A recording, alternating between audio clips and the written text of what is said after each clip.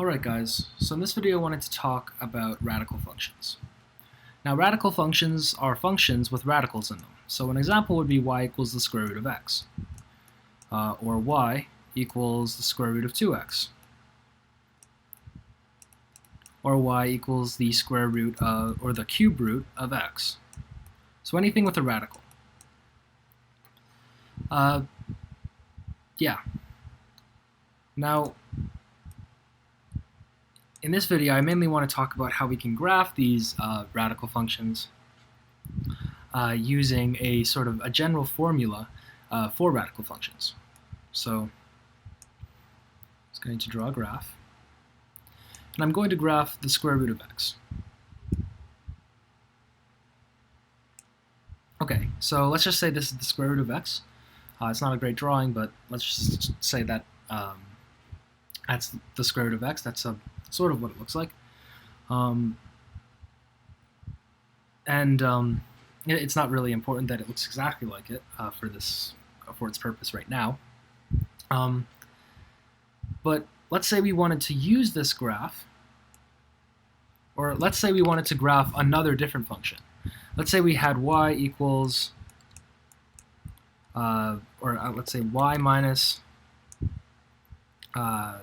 3 equals 3 times the square root of 3x, or yeah, 3x minus 3. Let's say we wanted to graph that function. How would we do that, knowing what we know that about what the square root of x looks like? So this is the square root of x. How would we do that? Well, what we would do is we would think about all of these different things, like the negative 3 on the y side, and then the 3, and the 3. We think about all of these numbers as transformations that are happening to the square root of x. Okay? So if we start with the square root of x, what do we need to do to it? What transformations do we need to do to the square root of x to get to this function over here, right? This function over here. What sort of transformations do we need to do to that? So if we start with this graph over here, in other words, if we start with this graph over here, what transformations do we need to do to that in order to get the graph of this function over here? Okay, and this is assuming that you know what transformations are. And if you don't, you can go to my other video on transformations, videos on transformations. And if those don't make sense or you don't want to look at those, you can go to Khan Academy if you want. Or also, if you are doing this in school or have done this in school before, you can look at your schoolwork. But anyways, basically what we're doing in order to graph this function over here, this function over here, is we are going to find out what we need to do to the square root of x to get to y minus 3 equals 3 times the square root, or actually, you know what, we should write. Okay. How are we going to get from y equals the square root of x? What transformations do we need to do to this function to get to this function, right? What transformations? Well, before we actually figure that out, what we're going to need to do is we're going to need to write out the general form for radical functions. Or I guess square functions in this case. We're talking about square functions. So in this video we're just going to be focusing on square functions. We're not going to be talking about things with other indexes. Yeah. So what I mean by that is we're just going to be talking about this type of radical. We're not going to be talking about the type of radical with like an index of 3 maybe. So that's a cube root, or maybe a fourth root. We're not going to be talking about those. Okay? We're just going to be talking about square roots. Yeah. But basically, the general way of writing any function, right, is y minus w, and I'll explain what all this means in a second, equals z times the square root of, right, we're talking about square roots right now, of p times x minus q. Okay? Okay, so what am I talking about here? This is the general form. This is the general form for radical functions. So basically, anything in the form of this, where all of these different variables are numbers, so w is a number, z is a number, p is a number, and q is a number, that would be considered a radical function, okay? Now, depending on what these are, the graph is going to look different, depending on what w is, depending on what z is, depending on what p is, and depending on what q is, okay? Now, in this case, what would w be? Well, w would be 3, right? Because it's y minus 3, right? What would z be? Well, it would be 3. What would p be? It would be 3. And q would also be 3. Right? All of these variables are 3 in this case, right? All of these variables are 3 in this case. Okay, so how can we use this general form to look at this function over here and graph it based on what we know the square root of x looks like when it's graphed? Well,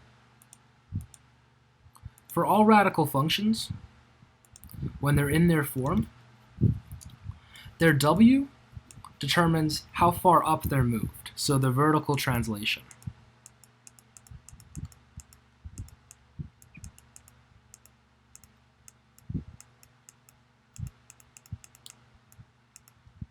So what I mean by that is if y equals if y minus 3 equals the square root of x, that's basically going to look exactly like the square root of x. So that's the square root of x right there, except it's going to be moved up 3. Okay? Because w right here is 3. Okay? Yeah. And obviously, or maybe not so obviously, the z is just 1, right? In this case, z would be 1 over here because there's nothing being multiplied by the square root of x. The p would also be 1 because there's nothing being multiplied by the x. And the q would be 0, right? Because there's nothing being subtracted from the x. But anyways, because w would be 3, it would be shifted up by 3.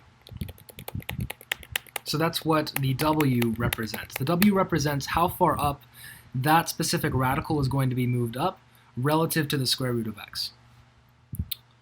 So, for example, y minus 4 equals 2 times the square root of x, or sorry, we haven't talked about that yet, equals the square root of x, would be shifted up 4, right?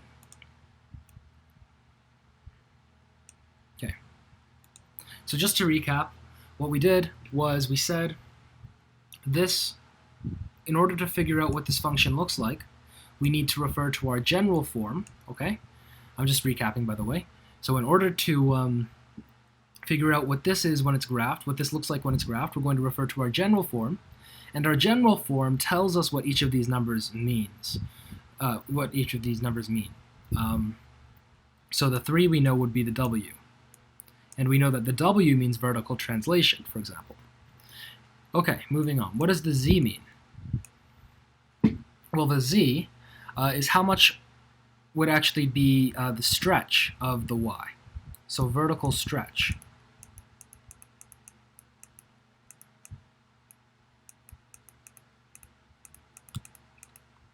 And if you don't know what any of these mean, translation, stretch, you can go to my translations and my transformations videos. And if you don't want to look at those or they don't make sense, you can go to Khan Academy, or also if you're doing this in school or have done this in school, you can go to your schoolwork. Okay. But this is going to be the vertical stretch. So, for example, y minus 2 equals 3 times the square root of x, right? That would be basically the square root of x. So this is what the square root of x looks like. Okay, that would be the square root of x stretched out by a factor of 3.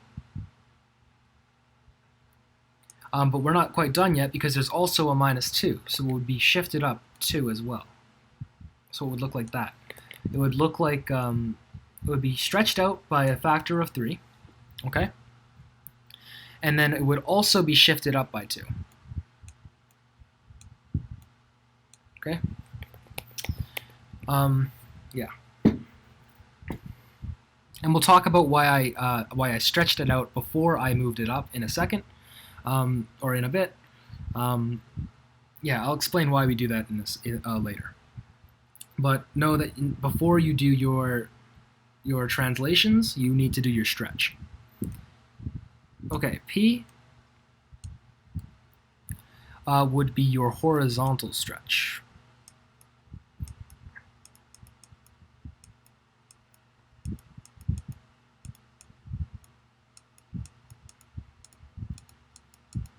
And it would actually be 1 divided by that. And we'll you'll see what I mean in a second. So let's say we have y minus 3 equals 3 times the square root of 3x, right? So the 3 here is p, it's the horizontal stretch. What would this look like on our graph over here? What would this look like on our graph over here? Well, we know that it would be stretched out vertically by a factor of 3. Okay? Vertically, it's stretched out by a factor of 3. And before we can shift it up by 3, right, we're going to need to stretch it horizontally. And you might think that you're going to stretch it, it's going to get fatter, but it's actually just going to get skinnier. It's actually just going to get skinnier. So instead of this, it will look like this. Okay, it's going to get skinnier. Okay, then it will be shifted up by 3. Okay, so it would look like that. Now the reason why this factor right here doesn't make it fatter, it actually makes it skinnier, we can think of this like the input is changing. So when we're taking the square root of something, square root of our input, if the input is just x, then we're just taking the square root of x, right? But if the input is 3x, right, we're taking 3 times that value.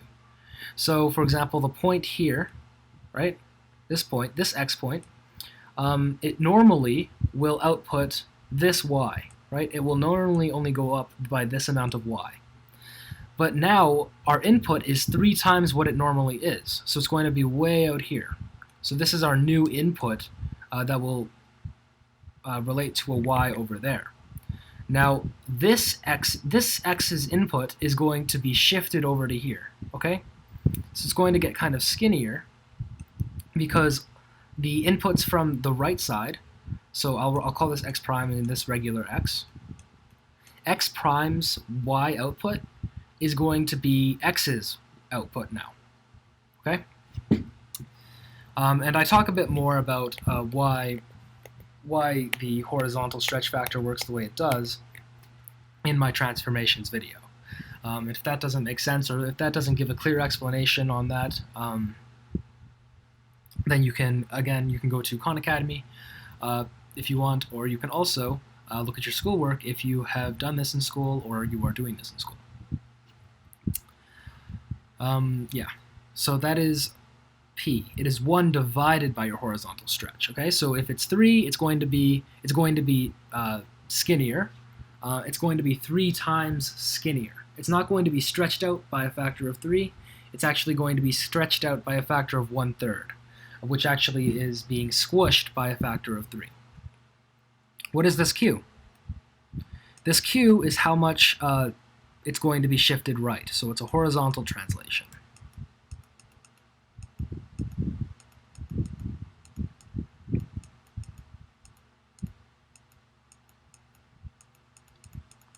Okay, and that just means, let's say y equals the square root of x minus 3.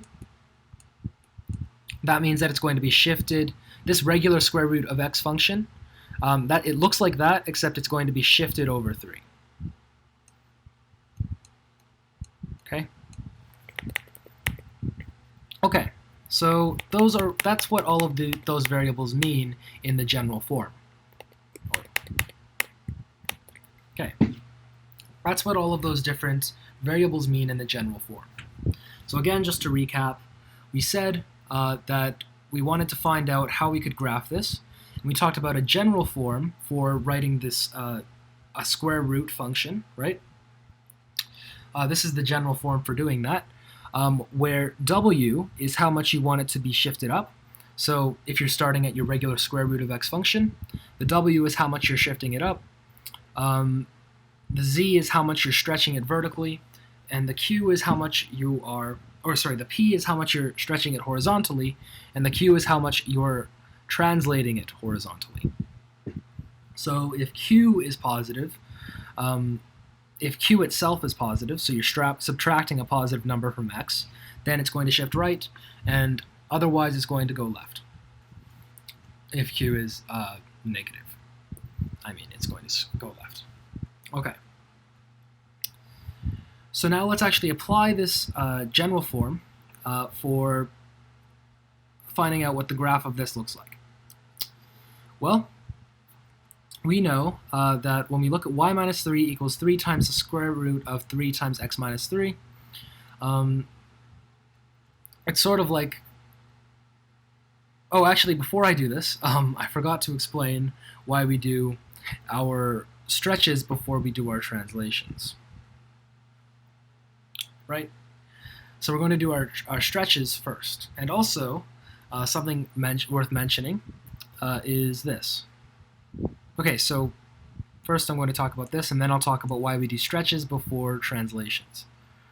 Let's say we have y equals the negative square root of x. That right there is considered a reflection.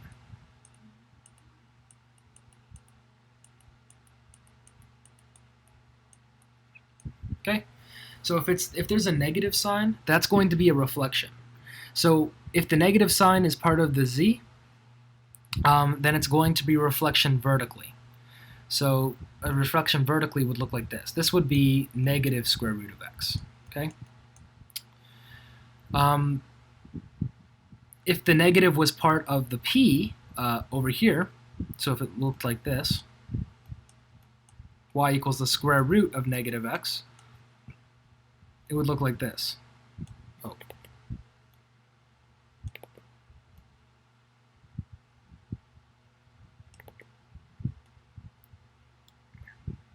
Okay, so it would be reflected horizontally because the p is what has the negative.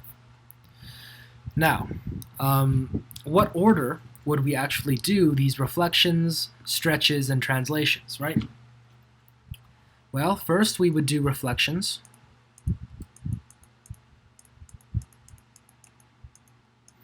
Then we would do stretches.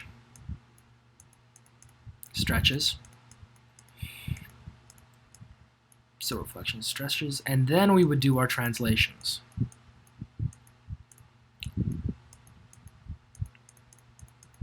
So if we were given a function like this, for example, y equals the negative square root of 3 times x minus 2, okay? Right, let's say it was that. What we would do is first we would do the reflection. So we know it's a vertical reflection because it's part of the z. So it would look like that first, right? And then we would say that it is actually going to be stretched out by a factor of 1/3, so it's going to be skinnier now. It's going to look like that now. Because the p is 3. And then we would shift it up by 2. Okay? All right. And that it would be what our function looks like. And this would be the point where, yeah. Okay? Okay. So we would do reflections, stretches, and then translations. Now, why would we do this? I'll just make some space here. Well, whether we reflect or we stretch first doesn't really matter. So these are sort of interchangeable in the order. But reflections and stretches together will always happen first. So this will be first. This will be second. So why can reflections and stretches just be interchanged like that? Well, you can imagine if you had any function, let's say it's like this. It's like this. If you reflected it first, and then you stretched it to get something like this, that wouldn't be a different result than if you stretched it first and then reflected it. Right? It wouldn't be a different result. Because you can imagine, it wouldn't be a different result because you can imagine when you stretch something a certain distance away, right? When you stretch something out, when you flip it over, so let's say you stretched it and then flipped it over, so now it's taller. That's going to be the exact same as if you reflex it and then stretch it, because a stretch is going to have the same effect whether the function is on this side or this side. It doesn't matter. Okay, so we've established that these are interchangeable. And if that explanation wasn't good enough, you can go to Khan Academy, or if you are doing this in school, your schoolwork. Okay. But anyways, let's talk about why we do reflections and stretches before we do translations. Well, first of all, let's establish the fact that it even makes a difference, right? Why aren't these interchangeable? Well, let's say we had a function that looks like this. And let's say the transformation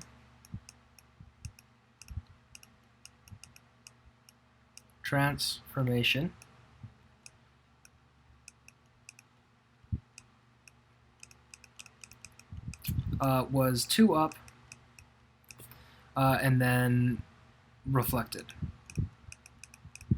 Okay.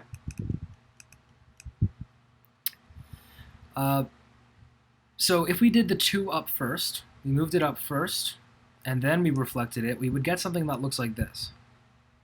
Right? We would get something that looks like this. Like a upside down parabola that is a certain distance away from the origin.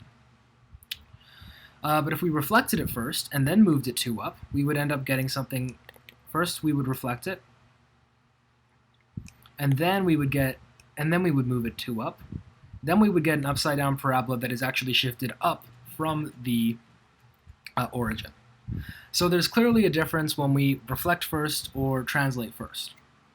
Now, is there a difference when we stretch first and then translate after, is there a difference between stretching first, translating after, and translating first and then stretching after? Well, there is.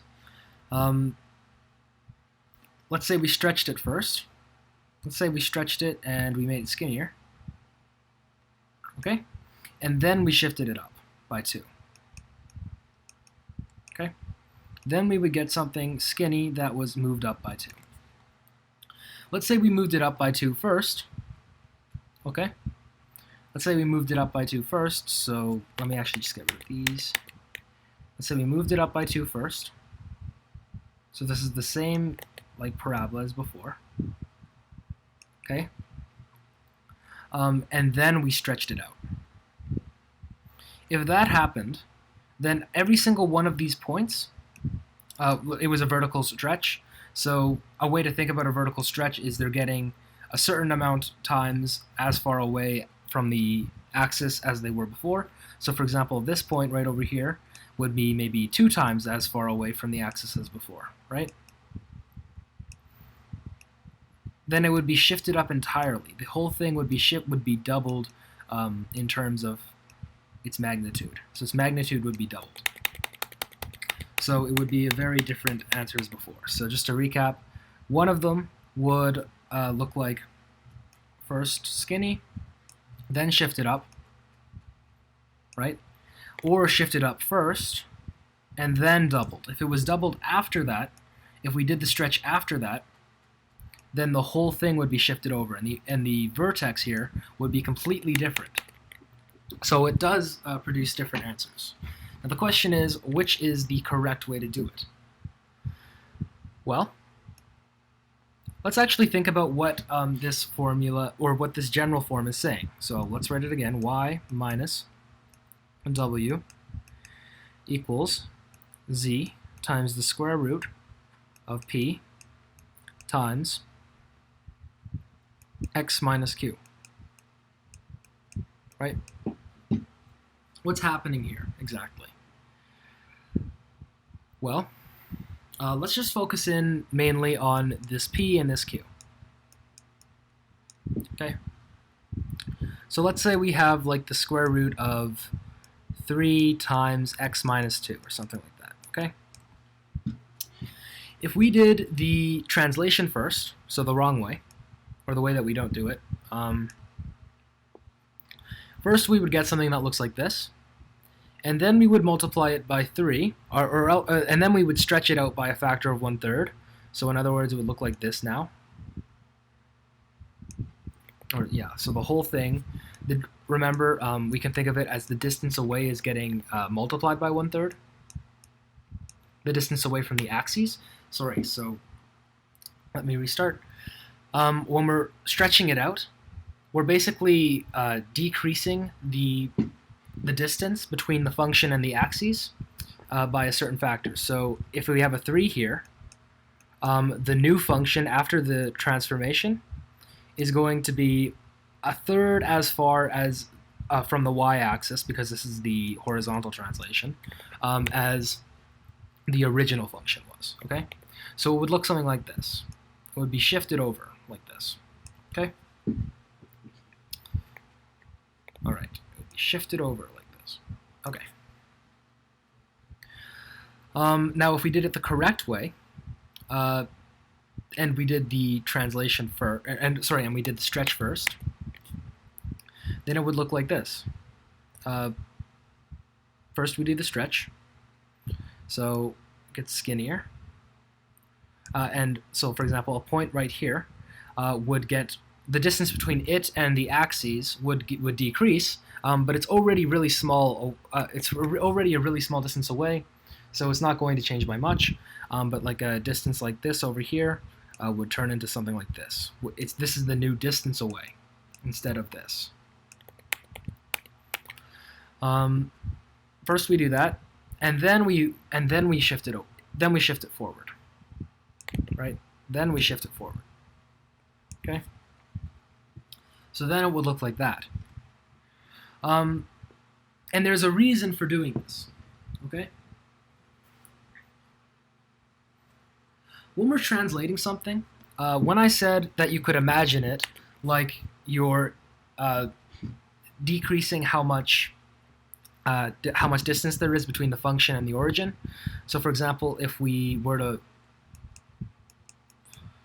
do a horizontal stretch of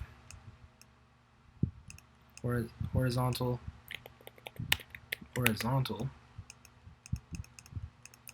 stretch by a factor of 1/3, okay? Which is what we're doing here, right? Because we have a factor of 3. We have a p of 3. That means that all of the distances between each point on the function and the y-axis part nearest to it is going to be a third of what it once was. So now this would be the point here, right? And this would be a third of what it once was, so it would be over here. So it would look more like this now, okay? So all of the different distances between the y-axis and the function would be a third of what they were before. Okay. Now when we do, that's if we were to multiply it by a factor of 3, if we were to have 3x equals y, okay? Or sorry, the square root of 3x equals y. If we were to have the square root of 3x equals y, that would be the sort of stretch that would happen. But when we have the x minus 2 here, it's actually x minus 2. The value of x minus 2 is going to be a third of what it once was. Okay? So if it's root 3x, that's kind of like saying because x is being multiplied by 3, it's 1/3 of what it once was. Okay? It's 1/3, the x value is 1/3 of what it once was. So for each individual point, the x value on this point is going to be a third of what it once was, so it's being shifted over to here. Right? And it's going, and all of the points are shifted over like that. But if we have an x minus 2, then that's saying that that x minus 2 is going to be a third of what it once was.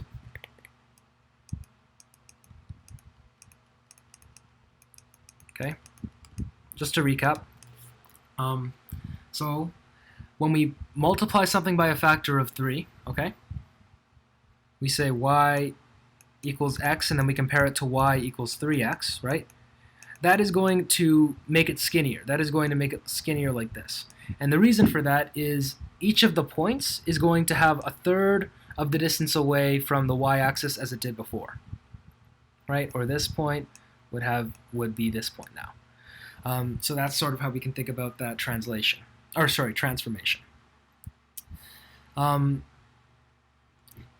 we multiply it by 3, whatever was multiplied is going to be a third of what it once was. Okay? Yeah. You can imagine if it was y equals x before, and then it suddenly becomes y equals 3x, right? All of those x values only have to be a third of what they were before to produce the same value. Okay? So if we have, sure, this function I guess works. Maybe this is x equals 3 or something. If this is x equals 3, right, it produces a 9 when it's, or sorry, let's say this is x equals 9. It will produce a 3 on the y-axis, right? Because it's y equals the square root of x. That's the original function. Okay. Now when we do y equals the square root of 3x, each of those x values, for whatever x value, this 9 now, it's going to produce the square root of 27, right? 3 times 9. It's not going to produce the square root of 9. So for every single y value, its x value is now going to be 1/3 of what it was before. So this 3 over here, this 9 comma 3, this 3 is no longer going to be paired with a 9. It's actually going to be paired with a 3, right? Because a 3 is enough to produce a 3. So 3 times 3 is 9, square rooted is 3. So everything is going to be shifted over because the x, when it's being multiplied by something, that means that the x doesn't have to be as big as it was before to produce outputs. So, for example, this pair, 9 used to produce a 3. But now, 9 is actually too big to produce a 3, so a smaller number, 3, will produce a 3, will output a 3. So all of these points on the graph, their x values are going to be a third of what they once were. they're going to be a third distance away from the y-axis as they were before.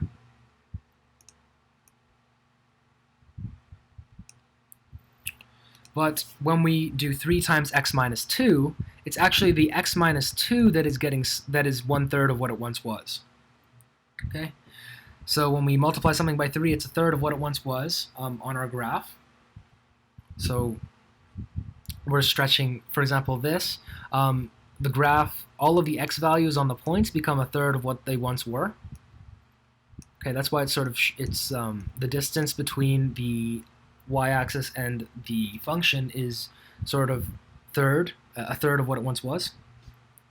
But now it's actually the x minus 2 that is going to be 1/3 of what it once was. Okay, so how does that affect what we're talking about? Well, this is what the square root of x minus 2 looks like. Square root of x minus 2. So it's been shifted over by 2. Okay? Every single one of these points is going to be 1/3 of what it once was. Okay? It's going to be 1/3 of what it once was. So what about this point right here? This initial point. This is actually going to be equal to 0. Okay? X minus 2 is 0. Okay? Alright? And maybe this is 1. Maybe this is x minus 2 is 1. Okay? And so on. All of these points, when they're if we were to do a translation, or sorry, if we were doing a stretch to make it 3 times x minus 2,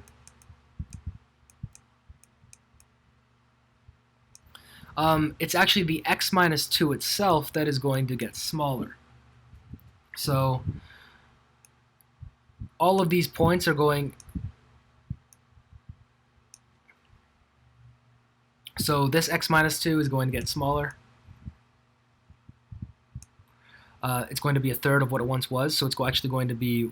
x minus 2 is going to be 1/3, but that doesn't mean that x is 1/3 of what it once was. But that doesn't mean that the x is actually going to be 1/3 of what it once was.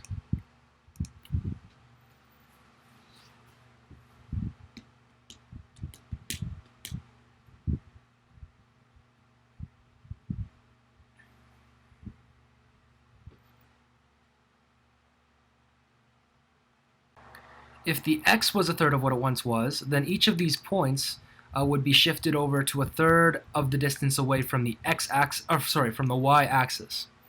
But really, they're only going to be 1/3 away from the point where the graph starts, where that specific graph starts. Because x minus 2 is the thing that's being 1/3 of what it once was.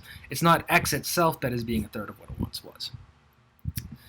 And if we do it, if we do translations first, before stretches, then that's like saying, that's like taking this graph right here and then stretching it. And if we do that, then we're assuming that it's the x that's changing. It's not actually the x minus 2 that is becoming 1/3 of what it once was. So therefore, we have to do reflections and stretches first. And if that explanation was too brief, you can go to Khan Academy. They may have something on that, or also you can look up the order of translations, or sorry, the order of transformations in functions, intuition, if that wasn't a good enough explanation. But basically, I'll just recap just to make sure. Or also, you can go to your schoolwork if you were doing this in school, or have done this in school, or are doing this in school. But just to recap, reflections and stretches are interchangeable, and the reason we do stretches before translations is because it's sort of like when we take a stretch of when we're stretching something, we're stretching that entire thing. And when we do the translation first, it acts like we're only we're only changing what the x is, but really we're changing what the x and whatever it is being subtracted with or added with is. Like in this example, we said x minus 2 is becoming a third of what it once was. But if we were to do with the translation first, then we would be assuming that x is being a third of what it once was. It's becoming like this. But really, the correct output when after that transformation would be this point right here. Yeah. So when we do the stretch first, first we stretch it to something like this, and then we do the translation, which does this, which makes it look like this. If we were to do the transformation first, okay, then first it would look like this, and then we would stretch it,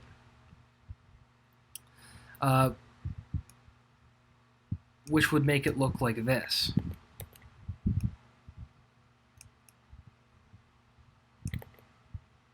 Like this. Where every single point is shifted backwards, right? But we just said that every single point should not be shifted backwards, because especially this point over here should not change at all, because this point over here is where x minus 2 equals 0. And if x minus 2 equals 0, then it shouldn't be changed at all when it's stretched. Yeah. And it's x minus 2 that is being stretched. So if we were to do translations first, the entire thing would be shifted by a third. The entire thing. But we only want it to be squished, and then we want it to be moved over. So we do reflections, stretches, and translations. And again, if that explanation was confusing, you can look it up. Or also, if you're doing this in school, you can go to your schoolwork, or Khan Academy may have a video on it. But yeah. Let me just recap one more time just to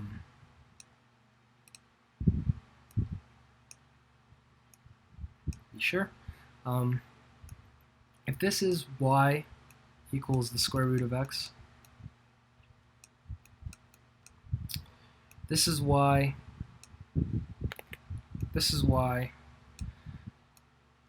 equals the square root of x minus 2. Okay?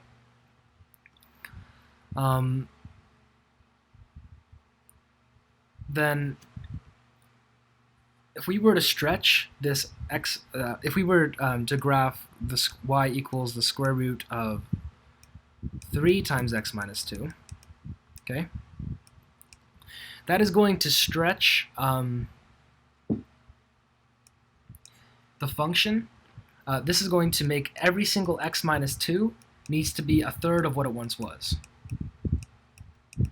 Okay? A third of what it was. So if this is going to be a third of what it was, every single x minus 2 value is going to be a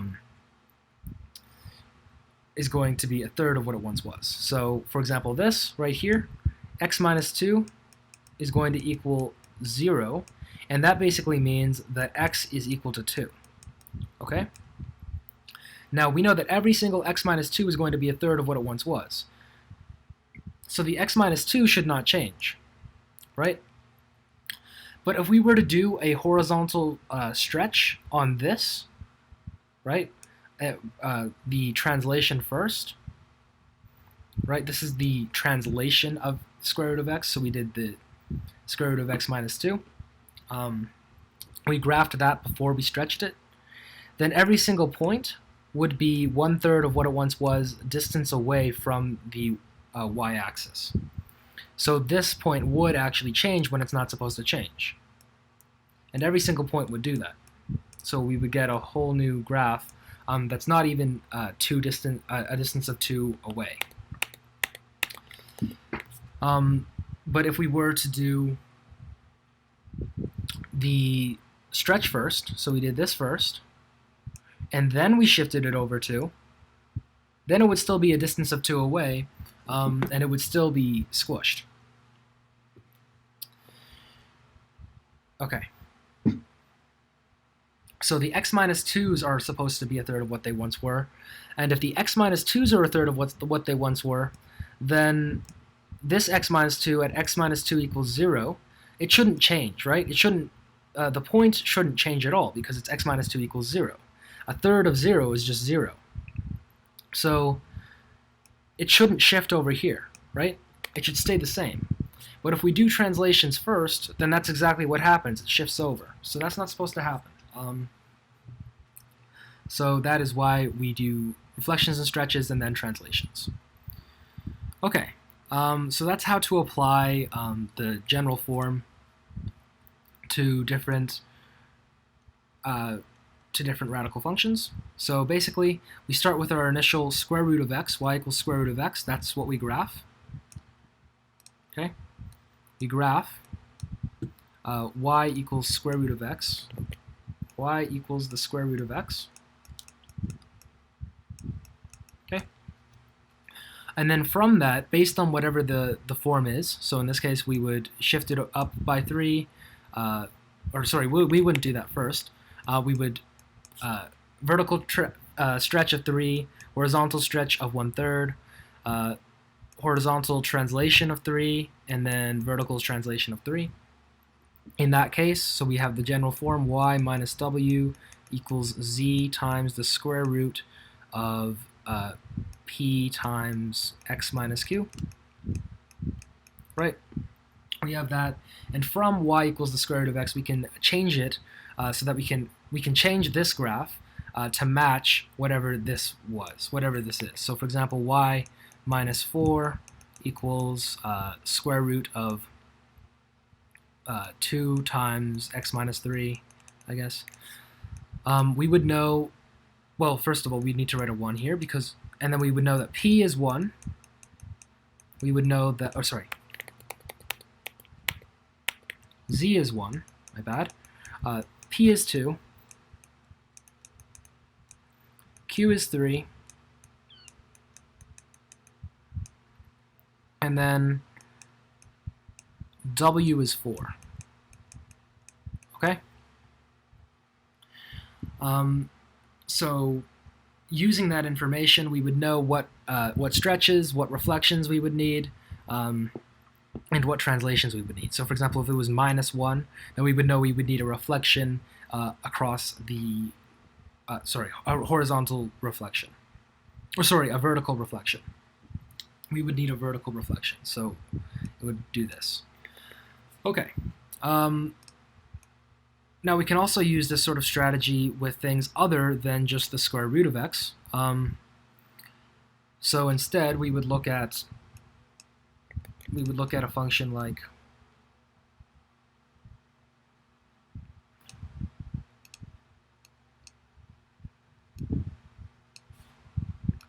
I don't know, y equals the cube root of x. Okay.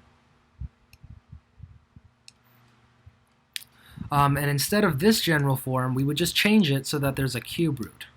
So we're changing this cube root of x to a bunch of, and we're changing it using a bunch of different translations.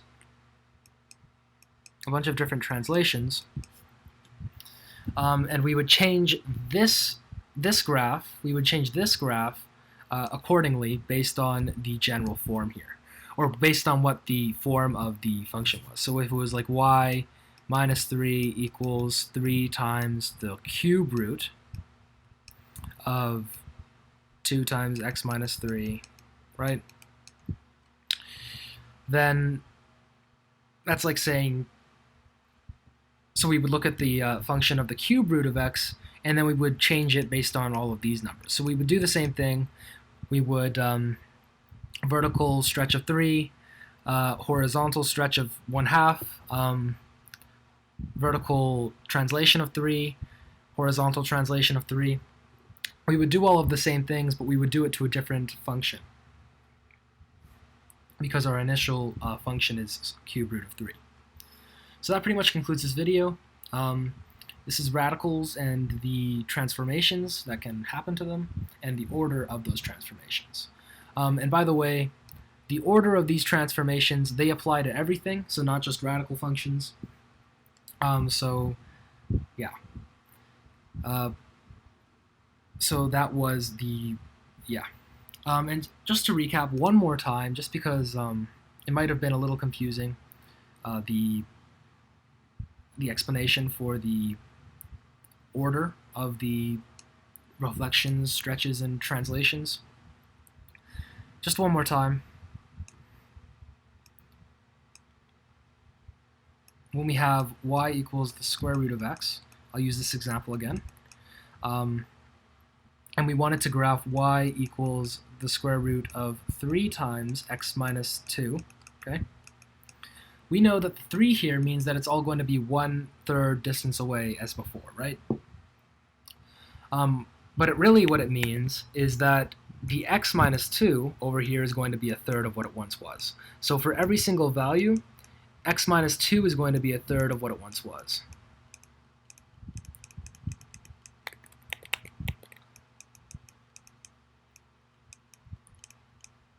Okay? So if we did the translation first, let's say, we do the translation first, this is square root of x minus 2. And then we did this, the stretch, then it would result in something like this, where they're all 1/3 of what they were before. But really what we should be doing is we should be making it so that all of the values for x minus 2 were 1/3 of what they once were. Okay? So for example, x minus 2 equals 0 should remain at 0. It should remain at 0.